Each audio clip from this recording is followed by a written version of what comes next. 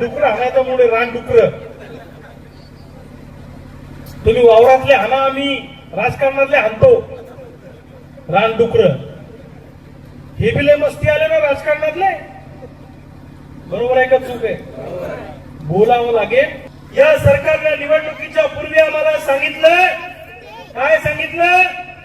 तुम्ही आम्हाला निवडून द्या, तुमचा सातबारा कोरा कोरा कोरा. इथलं सगळं सांगितलं का? हरीश पिंपळेंच्या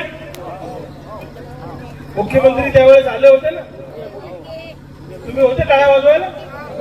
तुम्हाला तर वाटतं आले आल्याच कोरा होतो का आता? मग आता हरीश पिंपळे साहेब जर गावात आले तर विचारता का तुम्ही त्याला कोरा कोराचं काय झालं? मायच्या एखादी हिंमत नाही विचारायची. तुम्ही ते वाजवत आणता गावात, आणता की नाही? या आमदार साहेब आमच्या गावात, आमच्या बापाची तुम्ही जिरवली, आमची बी तुम्ही झाला, चला आमच्या गावात वाजवत. लक्षात घ्या, गावगाड्यातल्या सामान्य शेतकऱ्यांनी जर या लोकप्रतिनिधींना, नेत्यांना गावबंदी केली तर तुम्हाला सांगतो हे कर्जमुक्ती केल्याशिवाय राहणार नाही. पण त्याच्यासाठी तुम्हाला पुढाकार घ्यावा लागेल. लेकरू रडल्याशिवाय जशी त्याची माय त्याला दूध पाजत नाही, तसं आपण बोंबलल्याशिवाय आपलं सरकार ऐकायला तयार नाही. लक्षात ठेवा, इंग्रजांच्या विरोधात लढणं सोपं होतं, कारण ती अवलाद गोरी होती, ओळखू येत होती.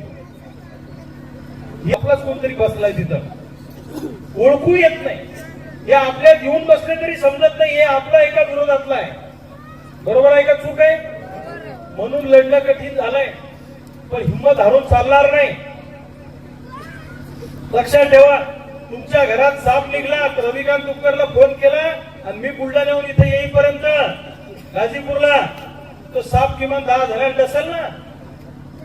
साप तुम्ही मारायचा, फेकायला रविकांत तुपकर बुलढाण्याहून येईल.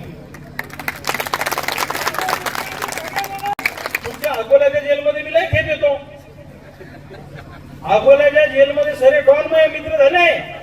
तुमच्या जिल्ह्यातले मी आता नावं सांगत नाही, मी बरोबर नाही ते, पण सुटले की मला फोन करते तिच्या. अकोल्याचं जेल, कारण मला बुलढाण्याच्या जेलमध्ये ठेवत नाही.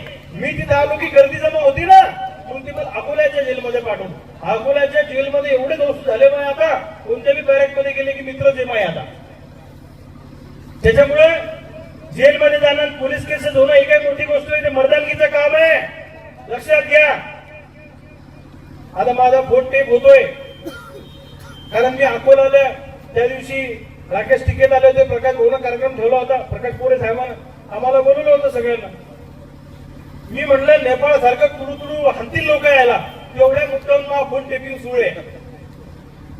तेवढ्याच मुद्द्यावरून मी कोणाशी बोलतो, काय बोलतो, सगळं टेपिंग सुरू आहे. मला काय गोदला फरक पडतो त्याचा?